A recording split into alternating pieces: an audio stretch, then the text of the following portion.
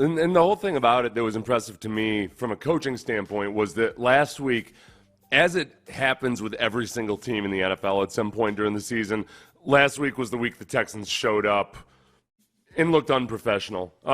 Versus the Jets, they just weren't prepared. They weren't mentally dialed in. I think it was obvious that there weren't as many players on the defense that had really done their homework against the Jets. So I was curious to see exactly how they'd rebound, and we talked about that during the week.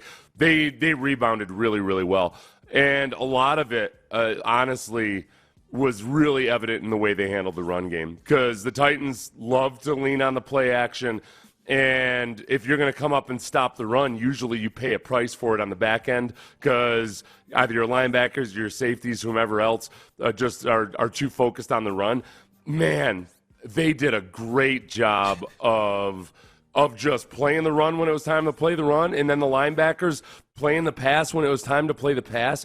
The linebackers especially, I think, had a vast improvement over last week. So D'Amico's ability to, I think, challenge these guys during the week and really to present it like, look, I'm guessing he presented it like, look, you guys are better than you did than you showed last week, but you got to prove it to me this week, and they did. There were a couple plays in that game where it was Jalen Petrie in particular knew exactly what was coming.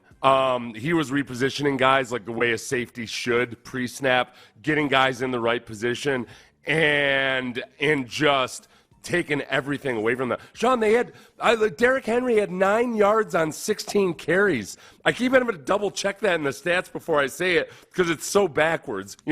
16 yards on 9 carries would be awesome.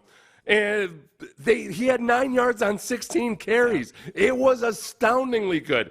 You took a guy who's been averaging over 200 yards per game since the back half of 2019 against you and held him to 0.6 yards per carry. It was astounding. Oh, it was such a great defensive performance.